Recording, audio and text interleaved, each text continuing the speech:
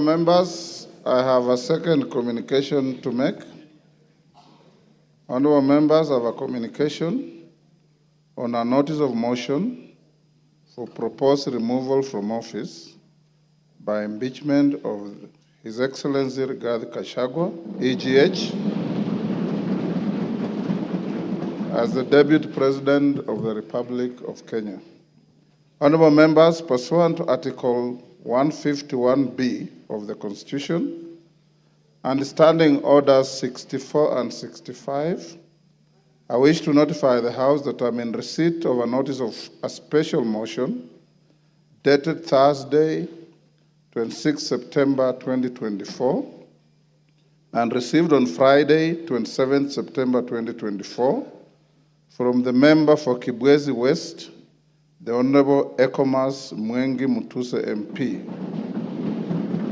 The Honorable member seeks a resolution of the House for the removal from office by impeachment of His Excellency Rigathi Gachagua, EGH, as the Deputy President of the Republic of Kenya. Honorable members, at the bar, take the nearest seats. The nearest, Clive.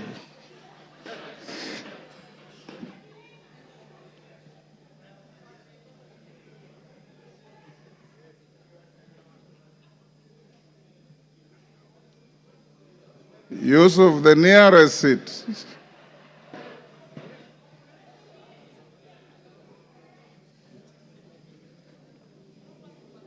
Okay. Honorable members, Article 150B, 1B of the Constitution provides as follows, and I quote, "The Deputy President may be removed from office on impeachment, 1, on the ground of a gross violation of a provision of this Constitution or any other law. 2, where there are serious reasons to believe that the Deputy President has committed a crime under national or international law. Or 3, for gross misconduct."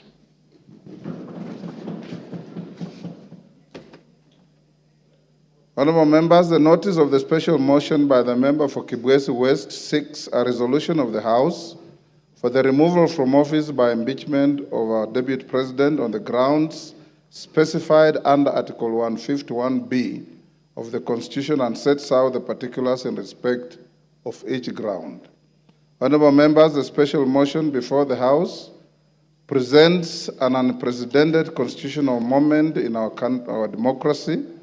Without doubt, it summons this House to test for the first time under the 2010 Constitution the provisions of our Constitution relating to the removal from office by impeachment of the Deputy President.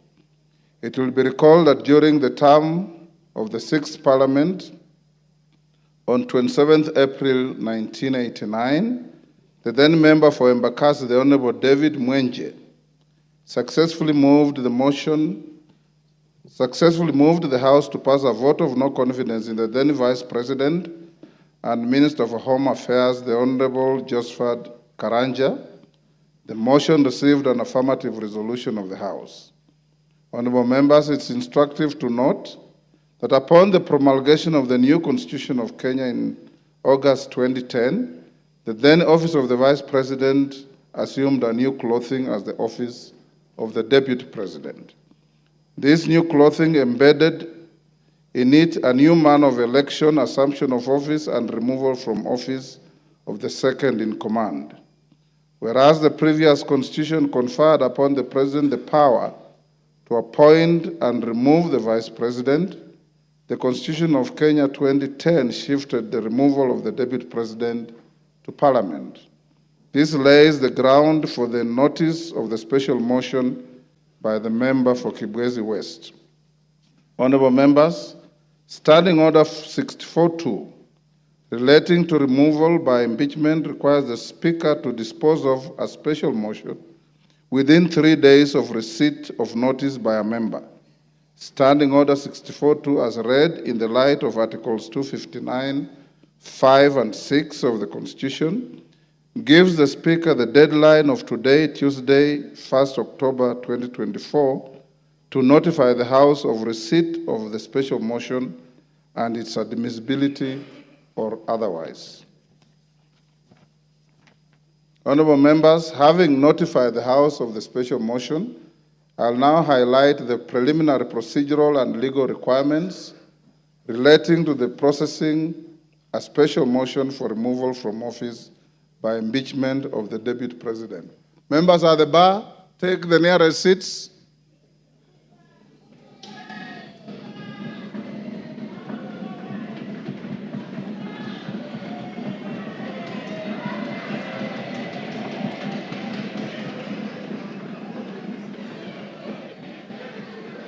Take the nearest seats. Honorable, take your nearest seats. Order. Order. Order. Wamumbi, take the nearest seat.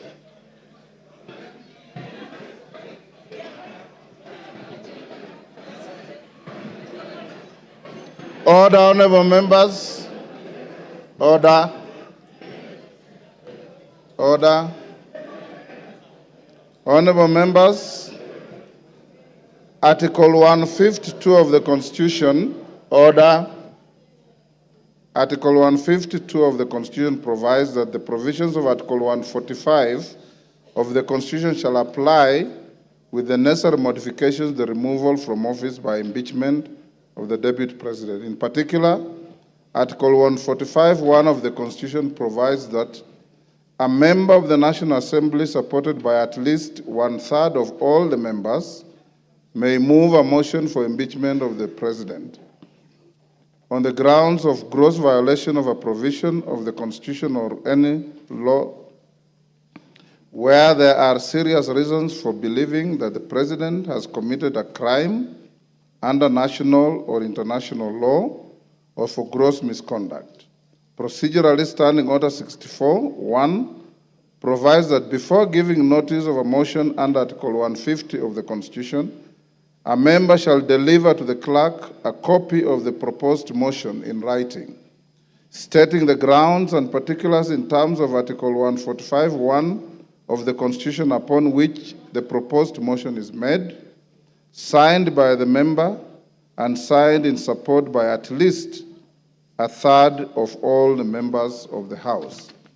Further, honorable members, Standing Order 64(1)A lays out the criteria for admissibility of grounds for removal from state office. For clarity, Standing Order 64(1)A states, and I quote, "The grounds specified in a motion under this standing order shall be admissible if A, framed clearly to particularize and disclose a gross violation of the Constitution or other written law, where gross violation of the Constitution or other written law is indicated as a ground for the intended removal.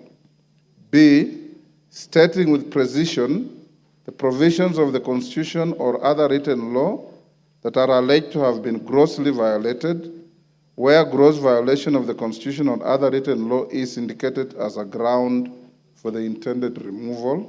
And C, accompanied by necessary evidence, including annexures or sworn testimonies in respect of the allegations.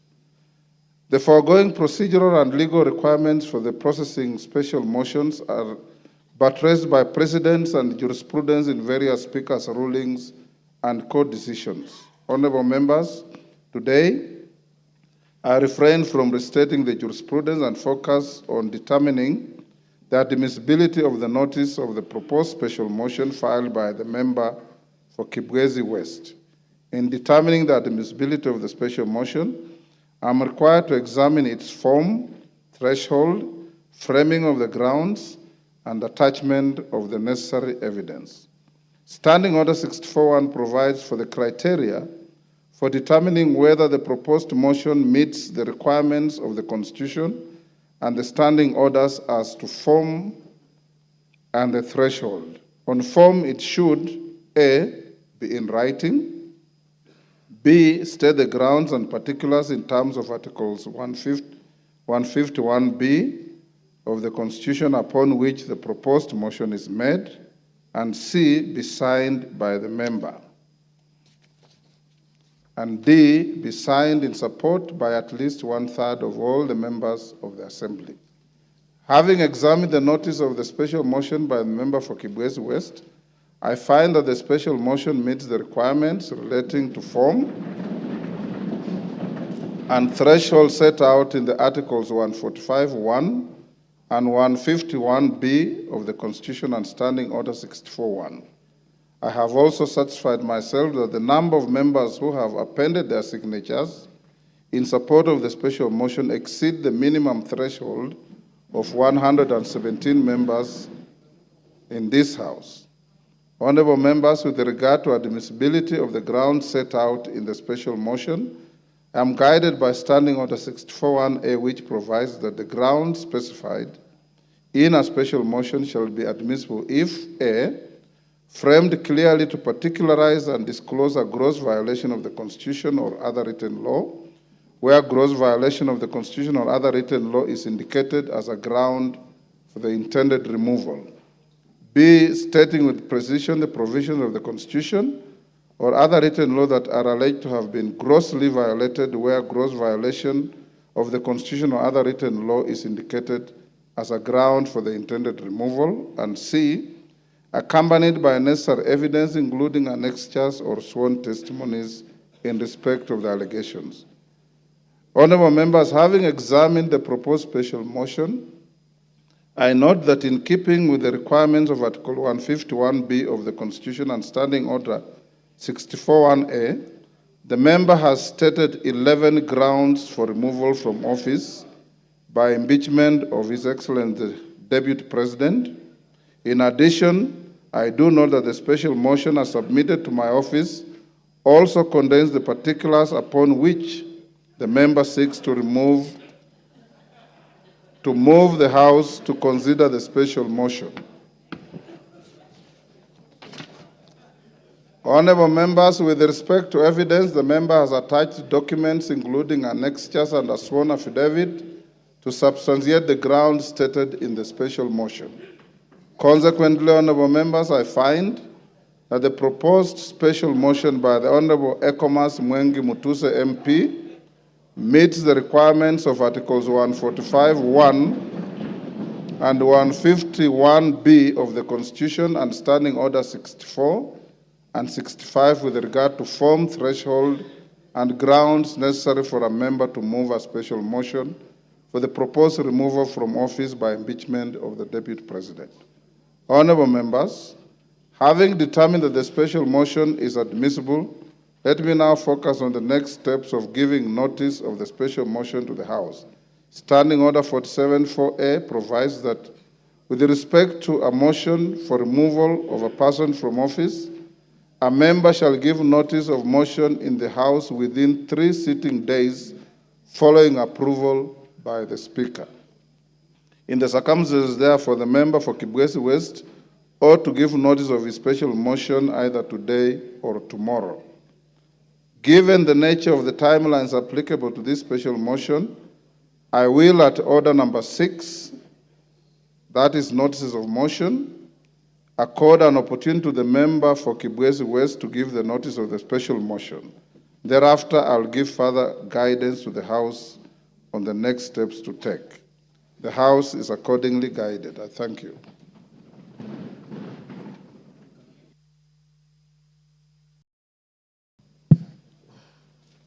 Honorable